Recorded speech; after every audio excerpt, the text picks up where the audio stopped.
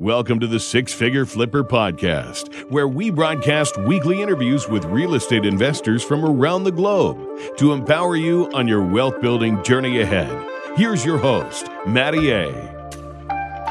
What's going on, guys? All right, so I told you last week we got a great guest for lead generation, right? There's so many different ways that you can generate leads, whether they're free, whether they're paid. There's hundreds of different ways. And I'm actually going to be giving out the free download for this month, 100 ways to find real estate deals. So be sure to check out the link in the show notes, or if you're watching this on YouTube, in the show description, so you can find all the different ways that people, either myself, other people we've interviewed, have generated real estate deals, profitable real estate deals. So there are hundreds of different ways. Go ahead and get your guide by checking that out and clicking on the link, and it'll just pop it over into your inbox. But today we're diving into one particular channel, lead generation, which is all about online lead generation. Now, this is something that continues to be more and more of a trending topic because more and more people are going online. These motivated sellers that you're looking for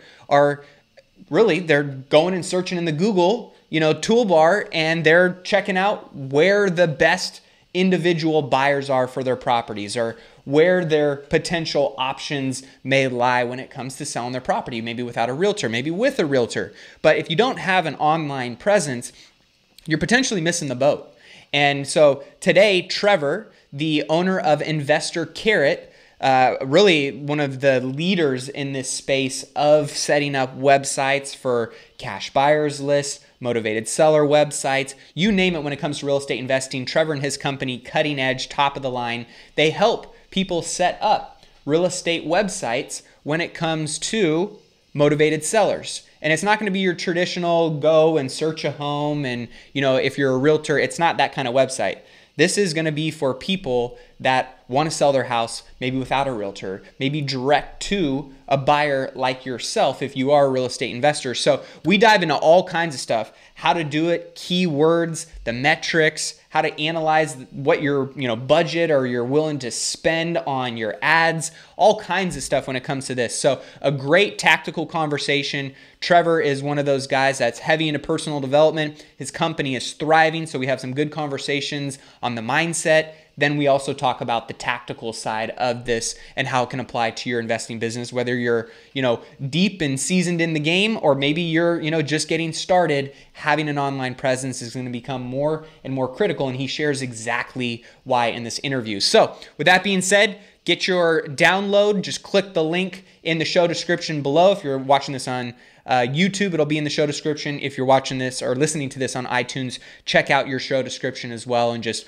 put in the link there. Or just head over to mattaitchison.com, click on the products tab, and we got all kinds of free downloads available for you guys there. So let's not waste any more time. Let's dive into today's episode with Mr. Trevor Mauch. Welcome in, everybody. I am super pumped to be kicking it with my brother from another, Mr. Trevor. And Trevor is honestly somebody I've been kicking it with, following from really the very beginning. Actually, I think you became kind of I met you through the 30 under 30 that you got recognized for, and what you've done with your company has been nothing short of amazing, man. The brand, the clientele, the individuals that you serve. But this is really going to be a conversation all around. Well, actually, you know what? You're heavy into personal development. So we're going to be talking about a lot of different things today, but one of the meat and potatoes type conversations that we're going to be diving into, and the clientele and the individuals that you serve, is real estate investors and really just real estate professionals. Because I think this is something that overlaps on both sides of the fence, retail and investing, on how to dominate and how to beat out your competitors in a very cluttered, noisy, loud space in the online world, and how to generate leads through online traffic and websites and sources. And Trevor is one of the best. His company is one of the best, at least that I know of, that's out there that helps people do this, whether you're new to the space, whether you're seasoned in the space. They're constantly ahead of the curve and always putting out fresh content, updating their softwares, their services. So, brother, welcome. How are you? Dude, I'm pumped to be back, and it's fun. I want to throw some love back your way. It's fun following what you've been doing. I know if you guys who are watching this are not following Matt on Instagram, you need to be. He's got some really cool stuff going on over there, and I'm always checking out your stories and all that kind of stuff. So I love it, man, and I just love hopping on doing these types of calls. You know, it's a passion of mine to help really amplify leaders, so you guys can go out there. We all can go out there and make our bigger difference. So any chance I get to hop on something like this with people like you and get to connect with other entrepreneurs, man, I jump at it. So thank you. Dude, I appreciate it. Well, for those that don't know who you are, what your company is all about, let's just give them some foundational context to, you know, what brought you to where you're at today, what you guys do, and who you serve. Yep. So really simple. The people who we currently serve right now are primarily real estate investors, but we're really working with a lot of real estate agents now. Our company name is called Carrot, like the vegetable, but our products that people would recognize are Investor Carrot and Agent Carrot is literally rolling out like now. We have about 60 some odd agents using it in beta, and we're going to be rolling it out in the next week or two, which is pretty cool. But what we help agents and investors do is we really help you generate more leads online and close more deals from the web. And if you were to Google, as an example, if you guys are sitting in front of your computer, if you were to Google phrases like sell my house fast and then insert any city in the country, it doesn't matter, any city in the country, you're probably going to find 2 to 6 Carrot clients dominating page 1 of Google in every city in the country. And that's just one phrase as an example. So yeah, it's not just the Google side of it. That's one thing that we're really good at, but we're really good at conversion rate optimization. So a lot of people will leverage our software to launch a website on our system to get a higher conversion rate for your traffic, whether it's from Facebook or Google AdWords or SEO or whatever. And a lot of the big guys, so most of the biggest house flippers in the country use Carrot. Top home buyer in Houston and Boston and all of Maryland and all of Oregon. Like you keep on going on down the line like that we have the biggest guys get better performance out of their online marketing. And it's a blast, man. So that's the what we do. And I'll just kind of wrap the why we do what we do, because the level that we've been blessed to be able to get in this business, we have, just shy of 4,000 customers. So we have crazy, a lot of customers. Oh, dude, it's so much fun. It's hard, right? It's really hard building a business with thousands of customers, but also dozens of employees too. And the thing that I've got the most excited about, and you'll see this whenever I do my podcast and the Carrot Cast and stuff, is, I just love seeing how you can use business to go out there and really, and this sounds cliche, but how can you make business amplify the good that you want to make in the world? Right. And that's something we're so crazy pumped about, adding humanity to business and helping our clients regain time in their lives for things that matter. So just real quick, how'd you fall into this space? Like, did you go, I always wanted to build a tech company, or was it more, I want to be a real estate investor and therefore I need to solve this problem for myself? How did Carrot come to existence? Dude, that's a good question, because it was kind of an organic thing. I wish I could say I was smart enough to have this master plan that I executed. And I'm looking back going, yeah, I executed this master. I wasn't smart enough to do that. Right. So what happened was I knew growing up, I didn't know growing up, once I got to college and I recognized that I wasn't going to be a doctor like I thought I wanted to be. And I recognized that I wasn't going to be a lawyer. Like I was kind of emulating this college professor in college. He was a real estate investor and a lawyer. And he was really charismatic. I'm like, yeah, that's what I want to be. And I failed the LSAT to get into law school, bombed it twice. I had almost a 4 in college, but I got so low of a score twice with my LSAT, I couldn't get into any law school, even the gimme ones. On the online forums, everyone's saying, anyone can get into these ones. I couldn't even get into those ones. So it was a blessing. But by that time, I had taken cues from my parents and from my grandpa and from my college professor on real estate investing. So I bought my first fourplex when I was 21 in college. I saw, man, that's something that looks really interesting. I can do that. I had some mental mindset blocks because I was young, 21 years old, and buying real estate to hold. Yeah. And figured it out, how to do that the whole Carlton Sheets way. Literally, my dad bought me the Carlton Sheets course, and I used it, and it works. So that stuff does work. It's not the sexy way to invest in real estate, but I've always been a buy and hold guy. So I'm going to fast forward through the rest of the 10 years or so after that. Is through that time, I knew that I didn't want to be an active investor. I thought I wanted to flip and wholesale during a period of my life. I was like the master forum lurker. I could answer questions, but I had never done it, kind of thing. And I just realized, I'm like, why do I want to do this? And for me, I really enjoy marketing. I just really enjoy human psychology. I really enjoy, how do you use the message, whether it's words or the spoken word, to then inspire people and guide people toward a better end. And so I started to dive in and really learn marketing. And as I was learning, I'm like, man, I should probably actually use this degree I've got on marketing entrepreneurship, which is worthless, honestly. I didn't learn anything in college about marketing, about real marketing. But then I started to get around people and started to learn things, mentors and online, about how to be a great marketer. And that led into a consulting business. The consulting business led into helping to generate leads for a mortgage brokerage company.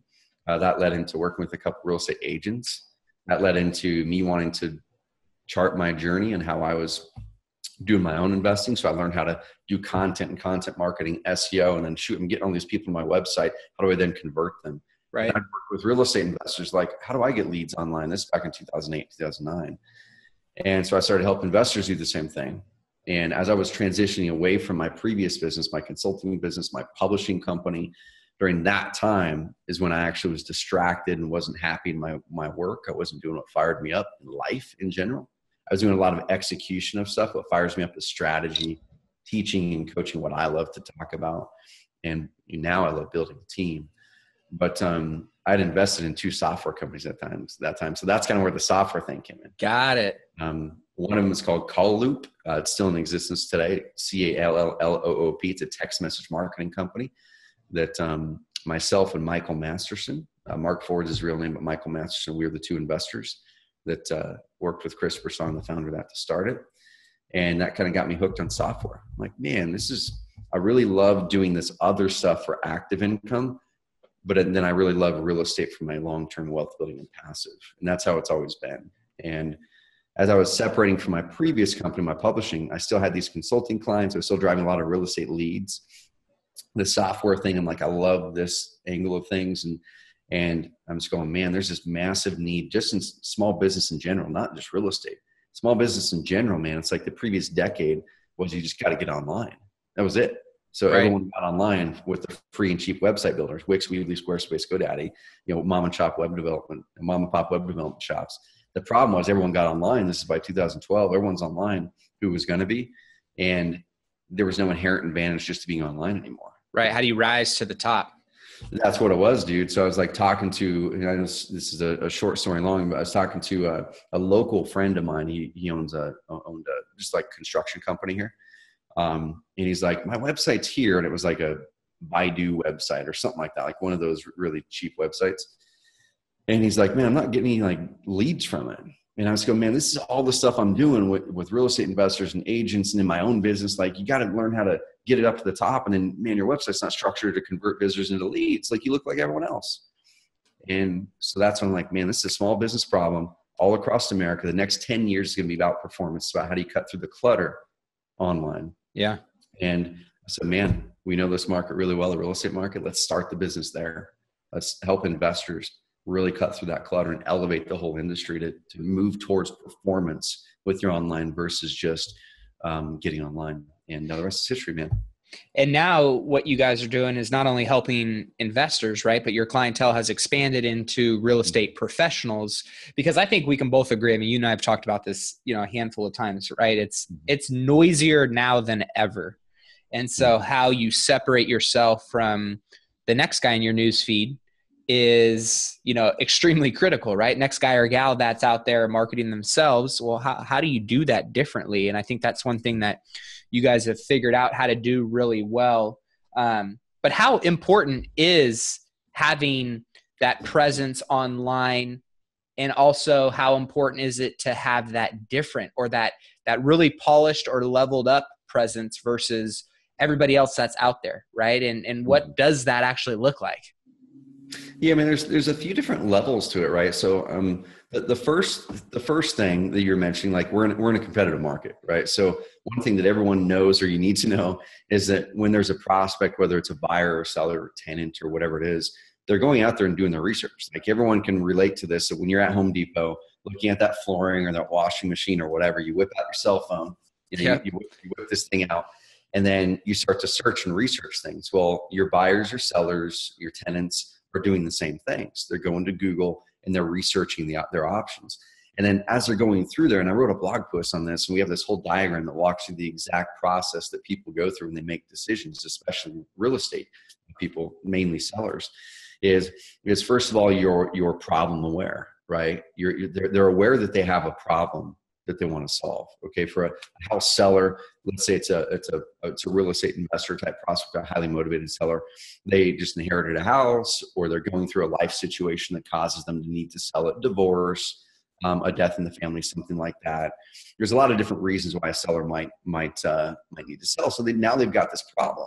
So what happens when we have problems? We go to try to find a solution. So you're going to ask people around you possibly, but most of us are going to pull out the cell phone or hop on the computer and type up phrases like, how do I sell my house quickly in Sacramento? Or I'm selling an inherited house in Sacramento, or whatever it is, best real estate agents in Sacramento, something like that. So we're all doing that research.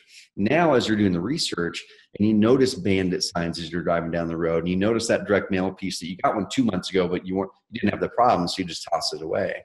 Now you're noticing those messages and you're doing the Google searches.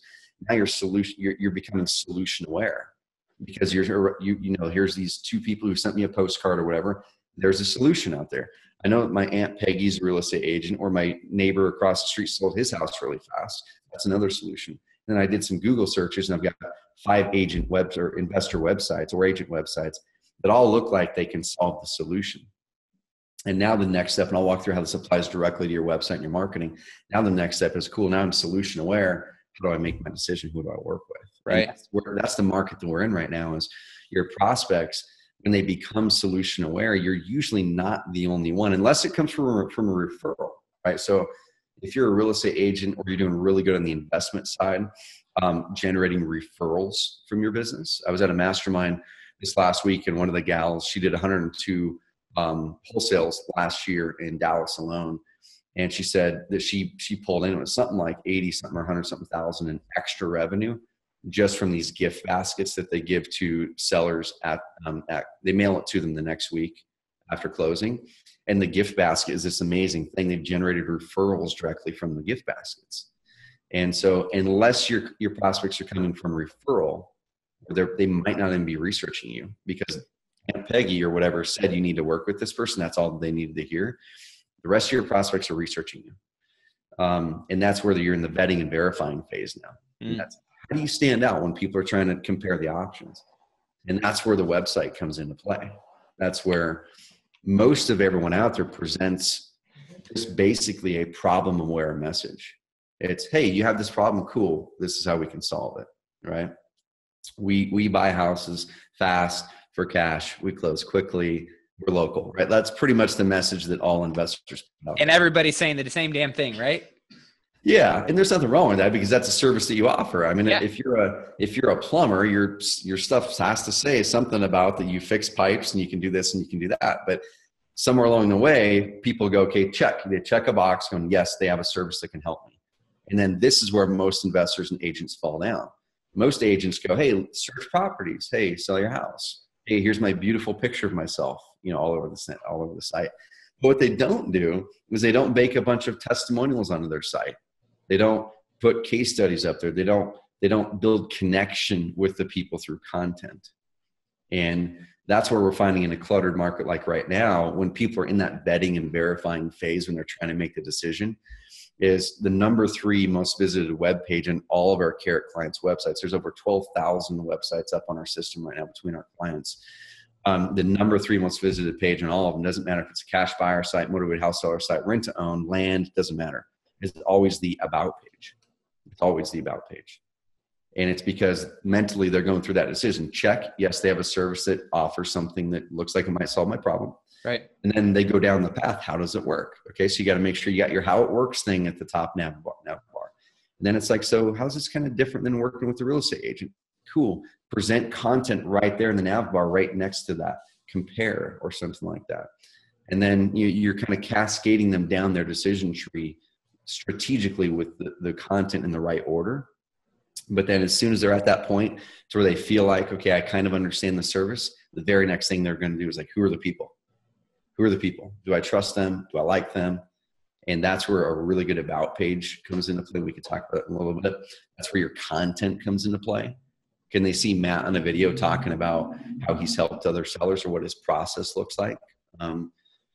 Does Matt have videos with this seller who went through probate? He inherited a house, from his uncle, and he was scared to sell it, and it had a bunch of repairs that were needed. He didn't have the $15K to put in money for repairs, but then he talked to Matt, and he had skepticism.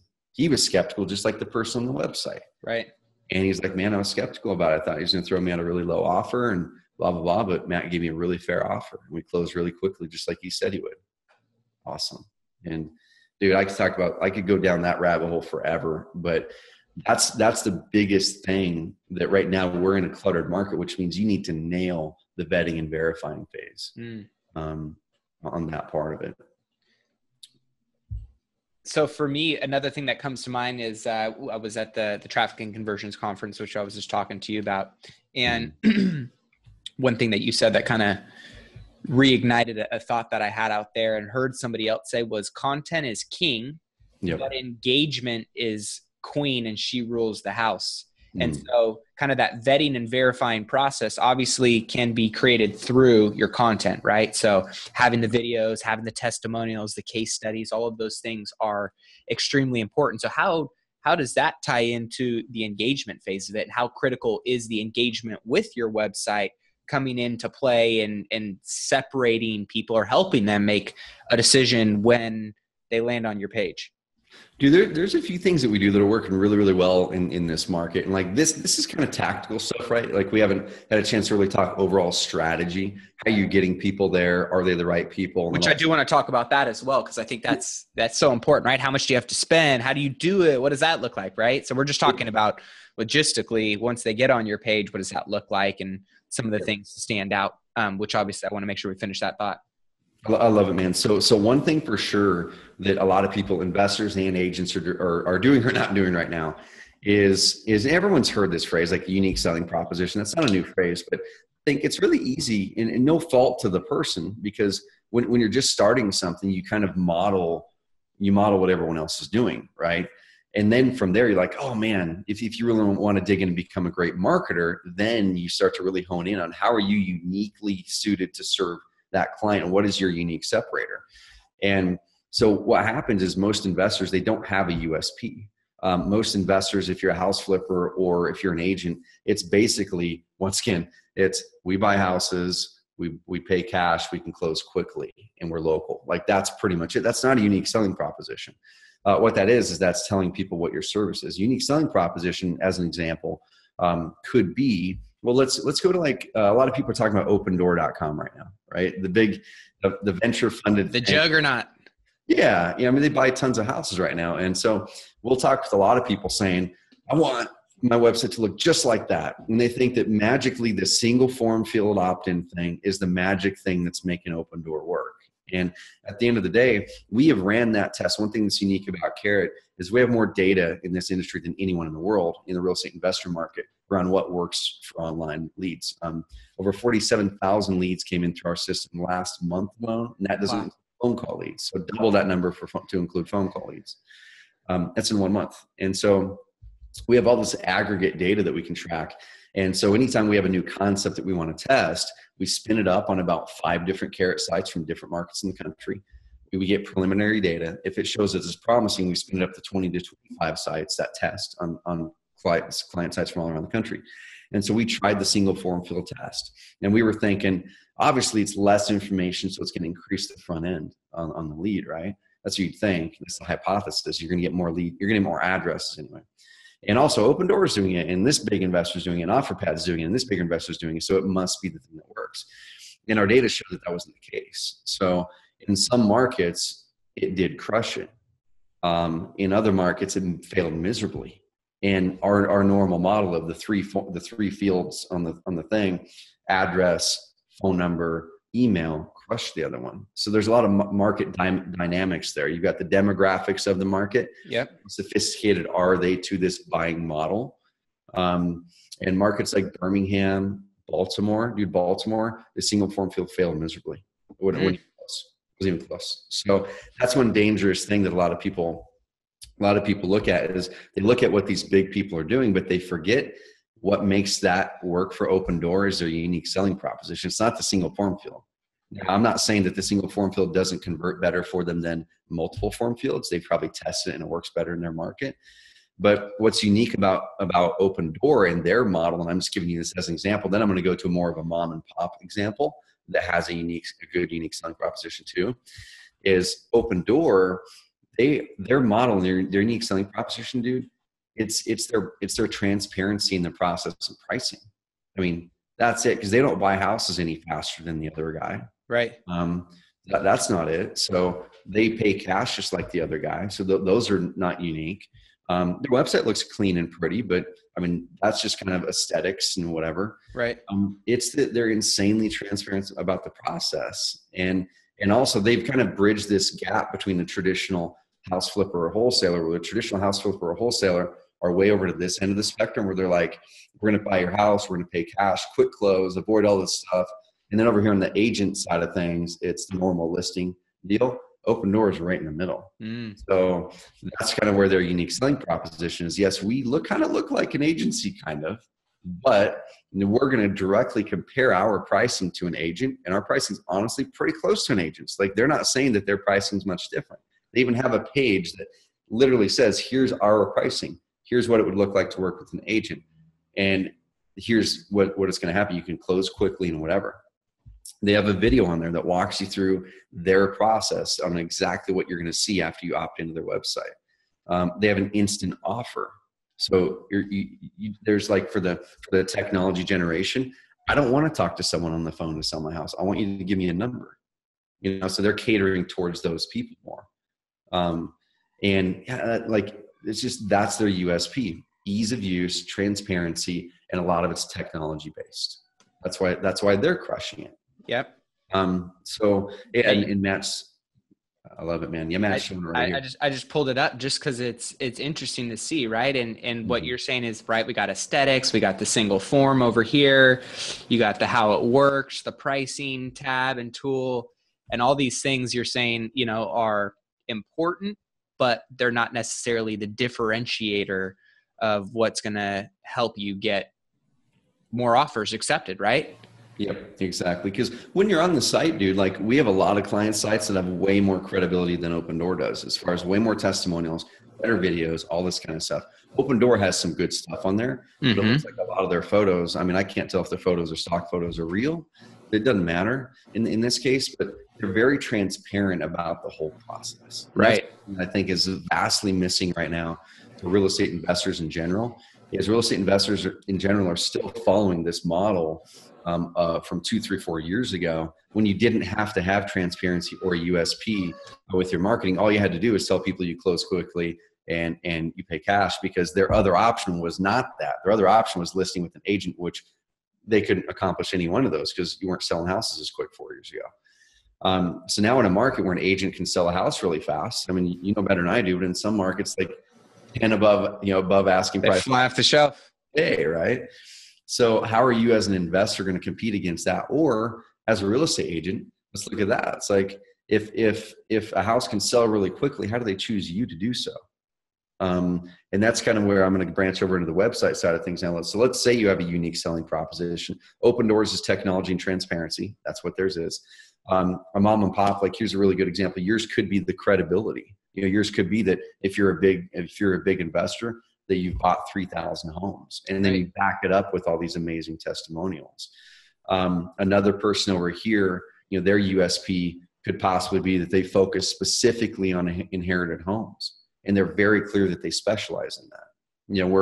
We're Sacramento's #1 inherited home buyer, that blah blah whatever it is, like, we cater towards you specifically. So do you recommend niching down and almost utilizing one channel or one kind of marketing tagline to separate yourself? And even though there might be drip in on other areas, maybe it's probate, maybe it's a divorce, but if you're saying, hey, we're the #1 inherited home buyer in X region or zip code or city, is that something you guys recommend as kind of a I think it depends on your business model, right? And Yeah. whenever I'm on a call with a lot of our high-end investors, I'll ask them that question, like, where are your best deals coming from? Mm, Some of them are very clear. They're like, man, 8 out of 10 of our best deals are probate deals. Okay, got cool. it. We definitely need to have very clear probate messaging on your website then. Because their best deals are probably probate because they're mailing the probate list. They might be calling them, things like that. So what happens when people Google you and they're researching you in that vetting and verifying phase?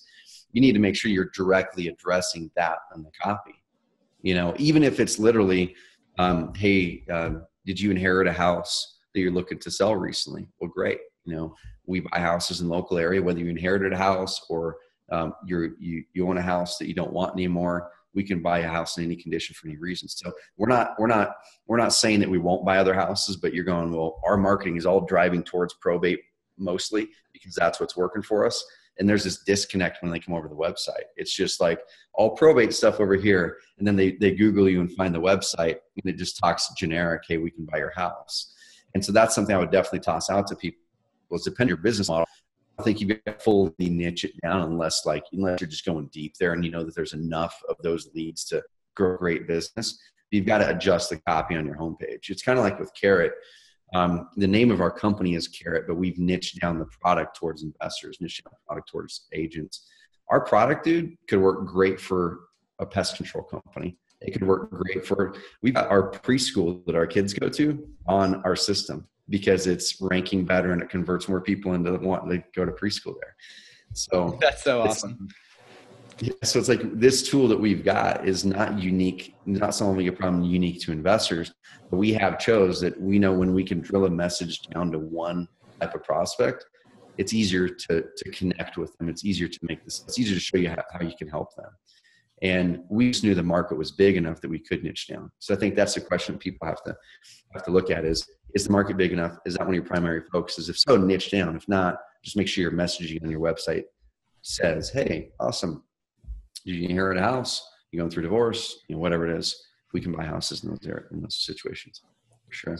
So we had the content, you got the about page. Real quick, what do you think the differentiator between, let's say, Serena buys houses versus, a brand of a company, individual versus company brand, thoughts on that? Dude, that's kind of the age-old question, right? We probably got that question 1,000 times at Carrot, and I love it because it's a really valid and great question. And my answer is probably not going to be one that people want to hear, but it depends, right? I think one thing that I've seen with some people is they'll set up the website and they'll set up their brand for Tom buys houses or whatever. But then what if Tom doesn't want to buy houses anymore and he wants to start to build a team? Yeah. And I've talked to people where they say, because all their marketing is Tom buys houses or whatever, where they say people always ask for me. So not saying you can't transition that over and still have the brand of Tom buys houses, but have a team of people where Tom isn't the one that you're going to talk to. You can totally do it, but you've got to have some finesse with the way that you're doing your marketing. You've got to be very clear on your website. That it's like Jimmy John's. Jimmy John is not going to make your sandwich. Yeah, right. But that they're, it's very clear in their branding and stuff that it's just the name of the branding. You got a team. So you've got to make sure on your website, it's like, hey, we've got a team at Tom Buys Houses led by Tom kind of thing. And I think one thing too, I think the bigger question is a lot of people ask the question, do I localize my business and my URL or do I make it more generic? So a localized one is SacramentoHomeBuyers.com. Or versus, as an example, Quick Home Offers. One of our clients, I think, is actually in your market too, the Justin Tiano brothers. And so same thing that kind of goes towards your long-term business strategy. And I think if long-term you have a plan for potentially expanding outside of your market, then you should probably go with something right now that can expand outside of your market. You should probably go with one of those more generic type of business names, Express Home Buyers, Quick Home Offers, those types of ones where we've got clients using those. And just make sure going in what your strategy is going to be with that. They all work great. I think there's not anyone's going to work better. You just got to go all in on that one and know from the start what your long-term strategy is going to be. Well, and we talked about 3 things, right? And recap those 3 things that I think are important for people to wrap their head around if they're going to be generating leads online. And then I want to dive into just traffic, and the budget for that. If you're gonna pay to play, how much should you be paying in order to be in the game, right? And things like that. But recap real quick the 3 things that you have really, narrowed down as just being critical for anybody that's going to do this, to take these 3 things seriously. Dude, so there's 3 things, and like I said, this is with almost 2 million leads in the past 36 months, in investor leads specifically, and some agent ones, but mostly investor, and the data that backs it up. Is this right here. Like I said, the first thing you got to do is recognize and know the flow by which people make decisions. So you got to know that there's their problem aware, solution aware, vetting and verifying, then they make a decision. Yep. And you just have to recognize, is my website helping to drag people from solution aware through vetting and verifying me as the best option? Ways that you do that is making sure your website has a clear, unique selling proposition. If it doesn't, and you're just the same as everyone else, I can list your house, I can sell it, or, we buy houses and it's quick. Well, if that's all that you're offering as your unique selling proposition, it's gonna be hard to cut through that clutter.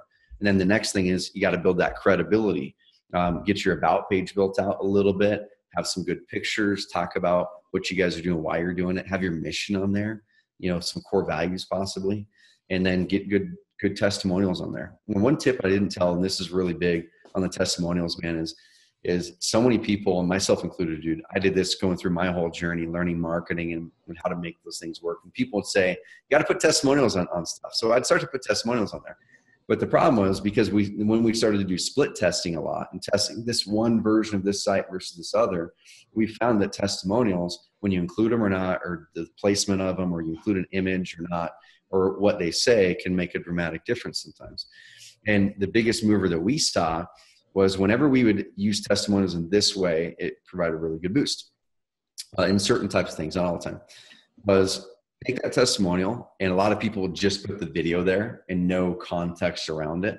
It'll just be like, here's the video and here's reviews, or someone will paste in this big old long 4-paragraph testimonial. No one's going to read that. Like, we're not going to read that. We're scrollers, especially on cell phones.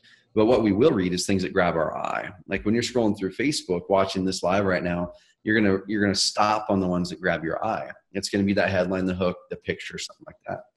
And so with your testimonials, it might be a 5-minute video. Take out 1 to 2 sentences of that video that's the sexiest nugget that completely squashes a limiting belief that your prospects have. And that's the important part. It can't be just saying how awesome Matt is over and over again. It's got to be, you got to think through, okay, what limiting beliefs do my prospects have right now that I need to be able to get through in order to guide them toward working with me? A motivated house seller, kind of going back to that example, there's a lot of them.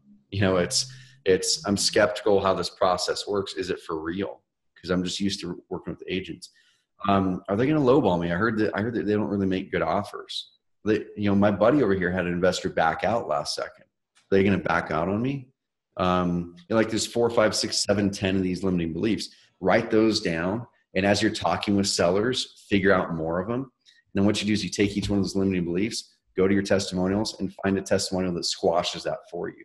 So there's one testimonial over here. It could be the person they literally said, I didn't think I was going to get a fair offer, but Matt offered me more than I expected, and he closed on time. Totally suggest working with Matt. Sweet.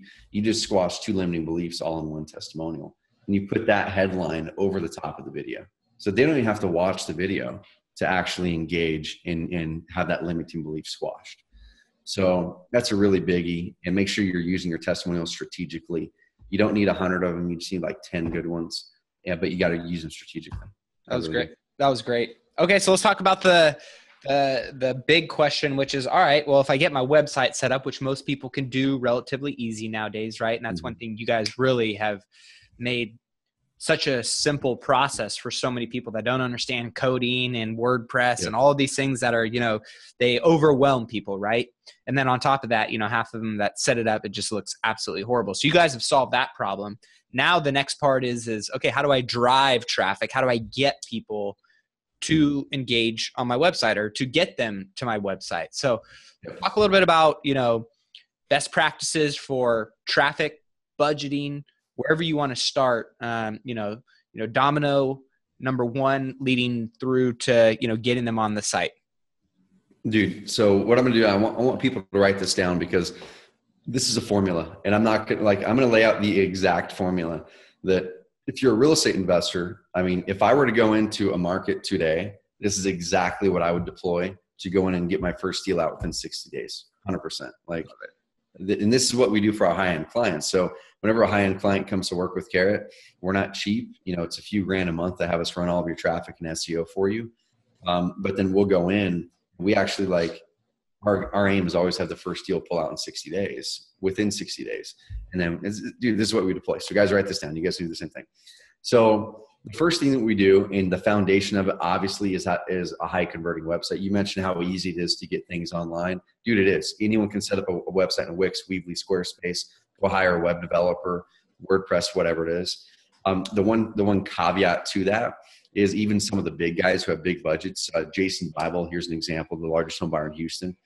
He paid 15 grand to have a website set up. Looks beautiful, dude. Like it's beautiful. I mean, single form field thing, all this awesome stuff everywhere, modeled some things after Open Door. And he's like, this is the gold standard. He then had people telling him that he needed to test Carrot. And he's like, no way it's going to beat my $15,000 awesome thing over here. And so he's running $40K a month in traffic. Okay. And the reason I'm bringing this up is you can execute the traffic plan, but I'll give this example. I'll give another one. If you don't have the website nailed, it's not going to work for you. Mm. And this isn't just self-serving to sell more Carrot websites. Like, it doesn't matter. Work with the web developer or whoever to make sure these things are dialed in. Okay.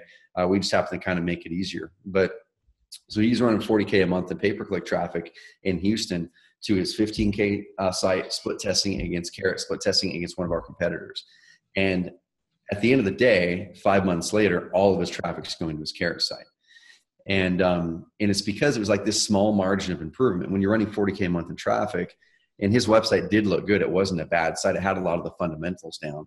His Carrot site edged it out by just literally 1 to 2% conversion rate.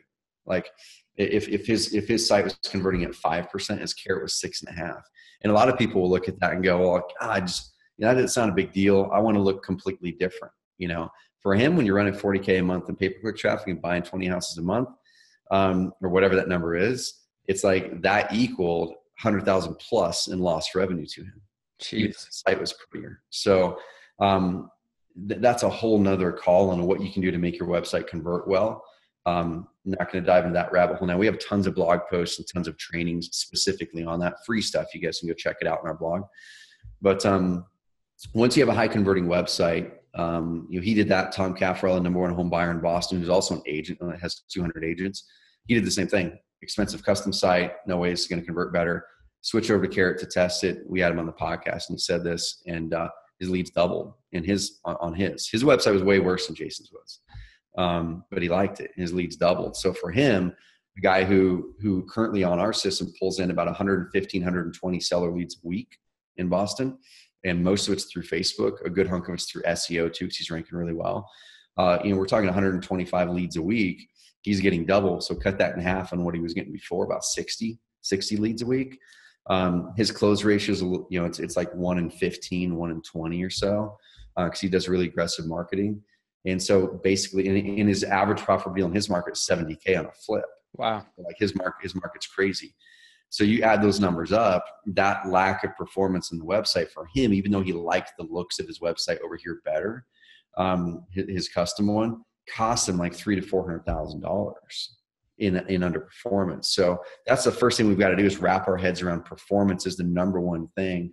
Performance, not preference. Performance, not preference is the number one thing that people need to wrap their head around with their website, with their marketing message, all that stuff. So now that we got that down, what you can do is this is the way that we do, we call it the traffic stack method.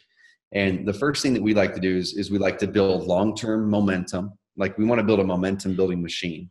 And then in the short term, we need to get traffic and leads coming in now. So short term is paid traffic, right? So I'll walk through the ideal ways to do the paid traffic side. And there's one math equation that as markets have been more and more competitive, people have been like stopping their paid traffic.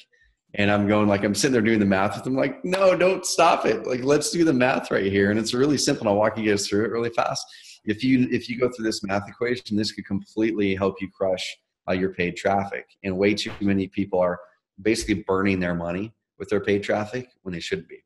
So here's this math equation. I call it the max cost per lead equation. I'd never seen it done this way. And this isn't like a mathematical, foundational whatever. It's more of a mindset shift than anything. So write these things down. So the first thing everyone needs to write down, if you're an investor or agent, this works either way, is what is your average profit per deal? Or if you're an agent, what is your average commission on your stuff? So write that down. I call it APD, average profit per deal. Okay. So I'm just going to go with an example. Let's make it nice and easy. Let's say it's $10,000.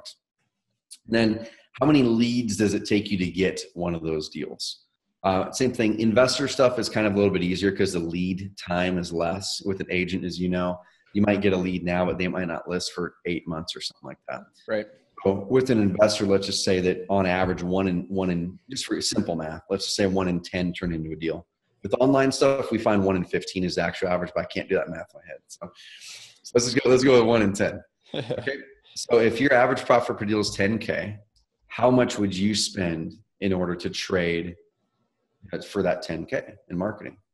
Like for you, Matt, how much would you be willing to spend in paid marketing to acquire a deal that netted you 10K, using this example? I mean, pretty much anything until it's where it just doesn't become profitable anymore. So yeah, easily 5K. Okay. So 5K. And I suggest to people that you up your threshold in your first deal, cause you gotta get some success under your belt. Let's just say 7,500. Yeah. On the first deal. Right. But as you're going on from there, it's like, that's too much risk to put out for a couple. Right. What most people do is like, if we can get spend 20 to 25% of the net, then cool. I guess that'd be the gross, right? That's the gross. You'd net out the expenses. So if we can spend 20 to 25% of the gross, then we're good. And so we'll use your example of 7,500 of maybe that's what we're going to put out there to get the first one done. And then we're going to lower it as we go to make our margins higher. Yep. But we can use that. And then on the flip side, we can use, let's say, the $2,000. So if we're trying to find our max cost per lead, and this is more of a mindset exercise, what we're going to do next is you're going to take how many leads it takes you to close one of those $10,000 deals. So 10 in this example. And then you're going to divide it by the amount of money that you would put in to get that deal. So we're going to use $2,000 for this example. So basically you're saying that I need to get leads for under $200 per lead to make the math work. Okay. Yeah. So you're taking the $2,000 divided by 10, that's $200. So you want to get a lead for way less than that, obviously, because your buddy over here is getting leads for $65 and whatever it is. And that's one of the biggest things I see happening in a competitive market is people share their numbers. And especially if you're looking at numbers in a different market, don't do that. It's worthless. And it's probably it's do nothing but hurt you, because if you're over here pulling in leads for $142, and even if it's in the same market and your buddy says, I'm getting them for 75, I've had so many people come to us and say, I turned off my pay-per-click because my leads were too expensive. I'm like, your leads are too expensive. What's the deal? Let's do the math. Like, yeah, I'm getting them for $175 a lead. My buddy over here is getting them for like 75 a lead. My marketing's not working. And we're going, okay, as long as you've got a high converting website, let's just take that for granted. Yep. As long as your AdWords or your Bing is dialed in, or your Facebook, let's take that for granted that it is. As long as those are all holding true, if you do the math that we just showed and you shut off your marketing when you're spending $175 a lead, man, don't do that, because the math shows that if you're closing 1 in 10 leads into a deal that nets you on average $10,000, that you want to spend up to $2,000 to acquire $10,000 profit. And you're saying that basically your max cost per lead is $200. You need to be spending up to $200 per lead, assuming your website and your AdWords campaign are dialed in. That's how the big guys win the market. They spend more money than everyone else, and everyone else quits. And it's a pure math equation, right? They remove the emotion. They go into the numbers. The numbers tell them what's really going on. Therefore, it's an easy, logical decision. Easy, logical decision. Like you said, the word emotion, as soon as you get emotion in that equation, that's when you lose. And a lot of newer investors, newer agents, we'll talk to them and they'll say, hey, so I want to set my marketing budget for $1,500 a month, like with AdWords. And so they're using that as an emotional thing. Like they want to emotionally risk $1,500. Yeah. And we do the math equation. And dude, I talked to a guy in San Francisco about 2 months ago, and we were talking through this. He's like, yeah, my average profit on a flip is $100K. I'm like, okay. And he's like, man, I don't want to spend any more than like $3,000 a month in AdWords. I'm like, man, no, let's do the math. In his market, he could have spent, he even conservatively should have been like 15K to get one of those deals. I know a guy in that market, you do too, Bo Eckstein, and then there's another guy down there too, and I know his numbers, and he's pulling about 8K per deal, and he's pulling really high profits. And I'm going, man, if this guy over here is willing to spend $8,000 to get that $80,000 profit, $100,000 profit, you're only willing to spend $3 because it's an emotional decision. He's gonna outspend you and get the lead every day. Yeah, or this other person's not even going to start, or they're going to quit because they got to $3,000, $5,000, $7,000, and didn't get a deal. And they're like, oh my gosh, I'm 7 G's deep and I haven't got a deal yet, guys. And then you're like, okay, let's look at those things. Is the campaign actually dialed in well? So assuming that is your website actually dialed in to convert well? Assuming that is, then you need to let the math work for you.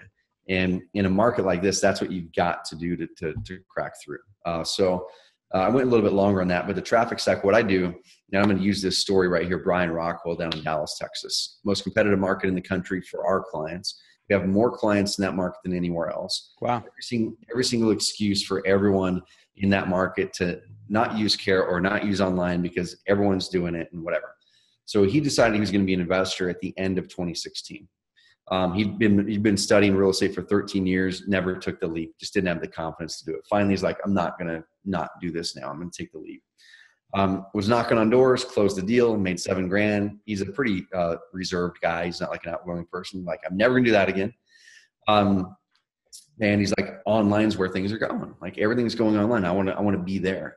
And then he researched, found us, and just said, obviously the proof is there that this works. That Carrot works, and I'm just going to put my head down and execute the plan. And this is the plan, and I'll show the results that he got, and a lot of other people do when they do the same thing. In the short term, we've got a short-term, long-term strategy. Long term, it's SEO and content. Mm-hmm. That's what Google's rewarding more and more. You never know what's going to happen with, let's say, Facebook ads or Google ads. If there's going to be a big slap, if they're going to make it so investors all of a sudden one day can't do it anymore. Right. That's happened in the past where Google and Facebook both basically took the whole industries and went, bam, these industries cannot advertise on our platforms anymore. That's happened. Now, will it happen for investors and agents? I don't think it will, but you never know. So long term, it's SEO and content because it builds momentum, right? Your cost per lead and your cost per deal goes down over time massively, and your profit margins go up. And also your best profit deals tend to come through organic stuff because a person's searching out a solution. Right. You. And so do that long term. And I'm not going over any details on how to do SEO in this call because it's we'll be here for hours. But then the first thing to do is launch some sort of a paid traffic campaign with the budget that you can. Now, earlier I said where people come into me and say, hey, well, can I do it on $1,500 a month? I don't want to tell people no. What you have to do is you just have to get your expectations right. You have to go, okay, if your market tells you with the math says that you should be closing deals for, $3,500 to $5,500 a deal or whatever. And you're saying, well, I've only got $1,500. Well, that works. You just have to recognize that it's probably going to be a solid 3 months to let the math work for you to get that deal. Got it. And without bumping up your budget, you're probably going to be a deal using all those assumptions once every 3 months as an example. So if that's all you've got, cool, put that in there. And then run it. Hopefully you'll get the math will work for you. You'll get that deal that'll bring in your 10K. Then take half of that or all of it and put it back into upping your budget, which now shrinks your timeline to close your next deal. And then eventually you're closing multiple deals a month. So Brian did this. He executed it. He's like, I don't know how to do pay-per-click, so I'm going to go hire a firm over here that does this for investors a lot. And I'm going to put my head down and focus on learning SEO and applying it. And he did that. So he got his first deal within about a month and a half in pay-per-click. Fast forward to the end of the year, probably 3/4 of his revenue that year, he made $700,000 in his first year investing. That's not normal, y'all. So don't take this as like this is a normal thing. But he made $700,000 in his first year just focusing online in a really competitive market. And he launched paid traffic first. That was 3/4 of his revenue that year because his SEO was building. Now he's at the top of Google in that market. And now his revenue is starting to even out on SEO versus pay-per-click. Then eventually his SEO is probably going to start to overtake possibly or continue to be there. That's awesome. So you got to get paid traffic in the short term. Craigslist still works, y'all. A lot of people say it doesn't. Some markets it's harder, but Craigslist does work. So try that in the first 60 days. Hustle it. 2 to 4 posts a day if your market can bear it, unless you get them flagged and yanked. And then if it doesn't work in those 60 days, stop doing it. But in that time, find some sort of a budget. Google AdWords. We suggest AdWords is the primary that you should start with. A lot of people start with Facebook. And unless you have great access to an amazing Facebook training or a great consultant that knows this really, really, really well, that's one of the quickest ways to burn your money. Yep.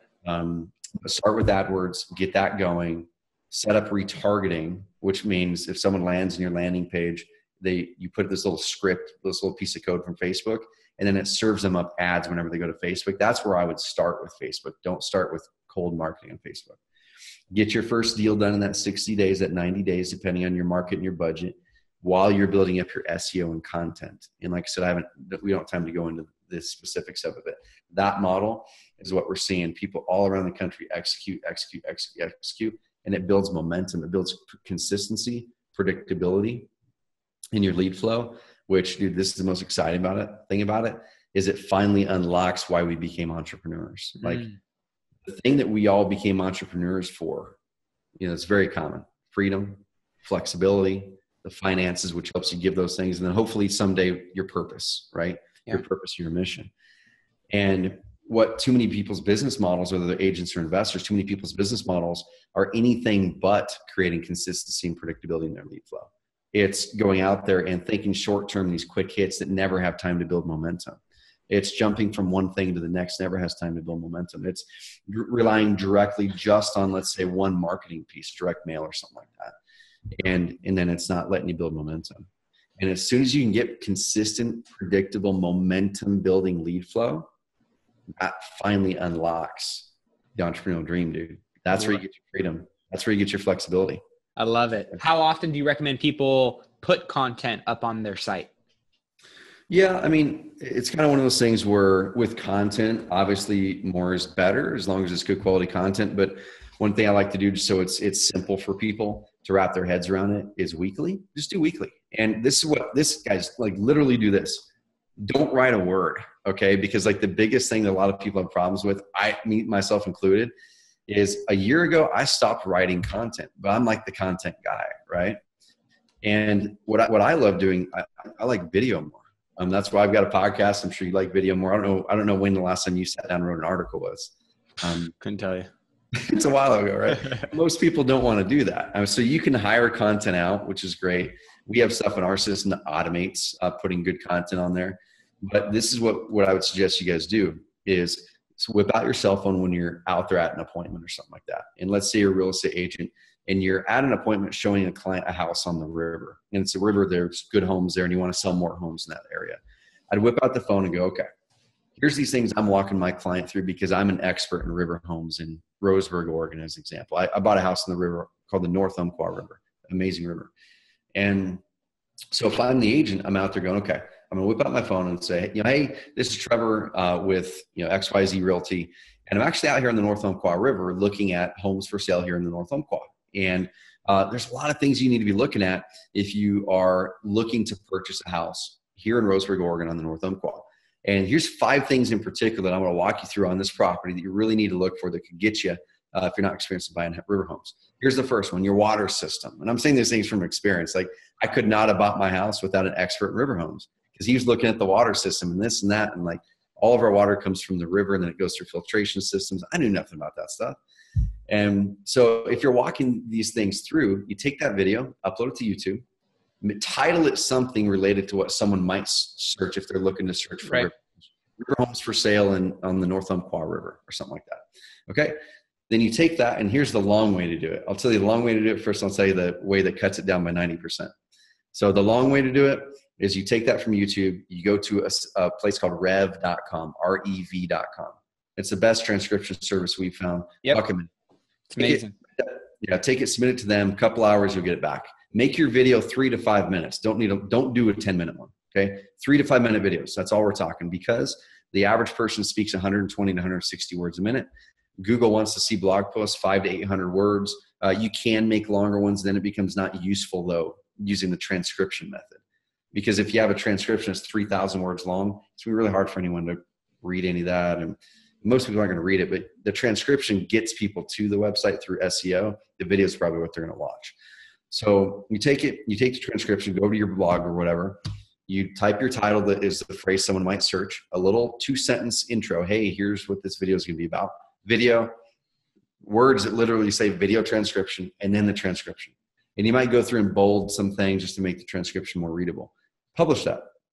If you're going to go to Google right now to type up a phrase like buying farmland in Roseburg, Oregon, you're going to right now find one of our clients' videos, we call it video posts, that's ranked number 1 over Land and Watch, over Land and Farm, over Zillow and LoopNet. And all they did was film a 3-minute and 23-second video, upload it, blah, blah. So that's the long way to do it. We automated the whole thing in our system about 2 months ago. So all you got to do now is record the video, you upload it to YouTube, and then you go into our system, paste the YouTube URL, and then you're done. That's it. Our system sends it off, gets it transcribed, yanks it back, makes a blog post for you, title. Make sure that your title is good, though. We yank all the information over from YouTube. So make your title's good. You can edit in our system. But then it lays out this entire blog post for you, puts the transcription below it, puts the video there, and then you can go in there and edit a couple things if you want to. But it took your content creation process down from an hour to 3 hours down to about 8 minutes. Brother, great, I love it. That's gold, man. Well, I know for the sake of time, you got to run and you got lots of stuff to do, but I know, dude, I don't know if you can see this, but I got notes for days. Every time you and I always connect and have great conversations, and I still learn something new from you every time. So as wrapping up, obviously I want to make sure people know how to connect with you guys. And I put, in the comment section, a link to oncarrot.com, as well as that'll be in the show notes and the description. But for anybody that wants to follow you, your Carrot Cast, and the podcast, as well as the YouTube channel, there's so many great platforms that you are constantly putting out free and valuable content. So where can they reach you? Where can they get more information? Yeah, man. So probably the best part, the best spot is our blog. That's where we currently publish a lot of content. I publish a lot there. So oncarrot.com/blog. And then a lot of my personal stuff, and you can find the Carrot Cast, the podcast I put out every week. It talks about this stuff, life stuff, and entrepreneur stuff. Just on iTunes, find the Carrot Cast. And I'm going to start putting a lot of personal stuff on my personal blog here. So trevormauch.com, MAUCH, kind of talking about scaling up businesses, lifestyle, how to build businesses, right? That kind of thing. I love it, dude. And final question for you. Trends of the future. What are you paying attention to as the leader in your space that other people may be overlooking or maybe just don't know about yet that you think is something to keep an eye on? Man, so this one, I'm not the first one to say it, but I truly believe that if people aren't paying attention to this, you're going to be the ones that are getting left in the dust. Is we're in the world of arbitrage right now. We are in the world of arbitrage where, you look at Uber is, the largest taxi company that owns no taxis. And this is all, I didn't make these words up, but, Airbnb is the largest hotel company that owns no property. And you can keep on going on and on down the line. And what's going to happen is Zillow, Realtor.com, some of those other ones, they're entering the arbitrage market right now. And so if you're in the real estate market and you're not recognizing what's happening, what's going to happen is you're going to be part of the taxi cab, the yellow cab taxi cabs. Not saying it's going to go out of business, but what happens is during the world of arbitrage, you got to specialize or you're going to get flushed out the market or flushed down. And so what I see happening on the agent side of things is as a Zillow or Realtor.com, if Realtor's smart and makes this app thing happen, they're gonna. I'm not gonna go into this. This is gonna take too long. But basically, they're gonna be the arbitrage taking over the whole home buying process. Most home buyers these days don't want to work with a real estate agent. They just have to work with a real estate agent to go through and look.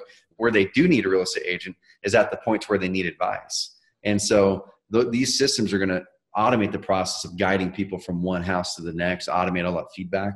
And then from there, most of those agents who don't specialize are going to be in Zillow's call center, where when someone clicks a button and they go get advice from an agent on this contract or whatever before I make an offer, it's going to be going to Zillow's call center. And it's going to be all these agents who didn't specialize. The ones who are going to crush it, the investors who are going to crush it, are the ones who specialize. It's the person who is amazing at river homes, and you can't automate that. It's the person who's amazing at this other thing over here, and you can't automate that. It's the person who is going out there and is truly a cash buyer, okay? And you're going out there, and that person's gobbling up all the wholesalers, and they're combining their businesses. We're going to find that happening in the next 5 years. Is a lot of these home buyers, and it's already happening, they're expanding to different markets. We see it behind the scenes a ton. The biggest guys, dude, are going out to different markets they've been to the last year and a half. Yep. And what's happening is they're combining with smaller operators. So we're in the consolidation phase or entering it with house flipping and wholesaling. And we're in the arbitration phase, arbitrage phase in real estate in general. So make sure you're prepared. You heard it from Trevor Mauch. Appreciate you, brother. Thanks, buddy. Appreciate the invite. All right, well, that does it for this interview. Some great stuff. You know, it just reminds me every single time I talk with Trevor, how fast this, internet space is changing, but also how critical it is to really be on board with it. And if you are a real estate investor and you're talking about generating off-market leads, right? Off-market leads, getting direct to the seller, the decision maker, that's ultimately where you're going to find the best profitable deals, right? And those are needles in a haystack sometimes. So you got to have all of these different buckets and ways of capturing those kind of leads. One of them is online traffic, having a web presence, knowing how you can build a brand that extends beyond your individual efforts. And if you don't have any online real estate, right, the websites for people to go to learn who you are, to build trust, they're savvy nowadays, guys. They are extremely educated when it comes to this. And all they got to do is Google your company, Google your name, and guess what? Immediately, they're going to have all kinds of results, information that they can compare to the next person. And if it's you and somebody else who has a great web presence, who has a great website, who has testimonials, who has a lot of the things that Trevor talked about set up, and you don't, guess who's going to win that opportunity, that deal, right? And sometimes that might be 10, 20, 30, hundreds of thousands of dollars if you don't take some of these things into account. So with that being said, anything that we talked about in the show, those will be in the show description below. If you're watching this on YouTube, check out the show notes on the website as well. Any of the links, any of the resources, those will all be in there. If you want to know more about how you can set up your website, I'm pretty sure it's extremely inexpensive. We'll go ahead and put a link in there as well. They have a lot of different options, whichever one fits you. But check it out. Have a conversation with someone on their support staff. I've used on Carrot before, and they were phenomenal, not only from a customer standpoint, but also from a product standpoint, and just getting the results that you're looking for. So be sure to check that out. If you haven't subscribed to the YouTube channel yet for all the interviews, trainings, tutorials, tips, hit that subscribe button so you get notified each and every week. I love connecting with you guys. I want to continue connecting with you guys, and this community continues to grow. YouTube has been something that we've been starting to focus a little bit more on. So if the video way, video consumption is your preferred way of connecting, I want to make sure that we're dropping new stuff each and every week. If you got some value from this video, hit that like button, drop a comment below, a question below, keep the conversation rolling. Myself, Trevor, somebody will circle back and answer those questions. And we just want to make sure that we are, that we're, here to serve you, to make sure that, just because this interview ended doesn't mean we can't keep the conversation rocking and rolling. So with that being said, got another great guest coming up next week. It's going to continue on this theme of lead generation. We're going to be focusing on direct mail. This guy is an insane badass when it comes to direct mail and servicing people all around the country. Over 17 million pieces of direct mail sent out in the last few years. So you can probably guess the guy knows a little bit about direct mail. And if this is a strategy that you've been thinking about or you want to know more about, make sure you come back next week and listen for that. If you want to take advantage of all the free trainings that are available, I have live webinars and recorded webinars that are posted each and every week. So you can pick a time, pick a strategy that you're looking to learn a little bit more information on, finding, funding, fixing them up, flipping them for top dollar. If you want to hold them, I go through the entire six-figure flipper formula on the training. So feel free to check out the show description below, click on that link, or you can always go on the website and sign up there. Those are always available for you guys. Most importantly, whether you're new, whether you're seasoned, there are so many different things going on in the real estate market right now that you got to continue to sharpen the saw, right? But as you sharpen the saw, sharpen the blade, you got to make sure that you're actually taking some swings and taking some hacks at it, putting these things into action. So whatever you learn today, pick one thing, strategize on it, figure out an action plan, and get it in motion. I think that's all I got for you guys today. So be sure to tune in next week. Until then, I'll see you guys on the flip side.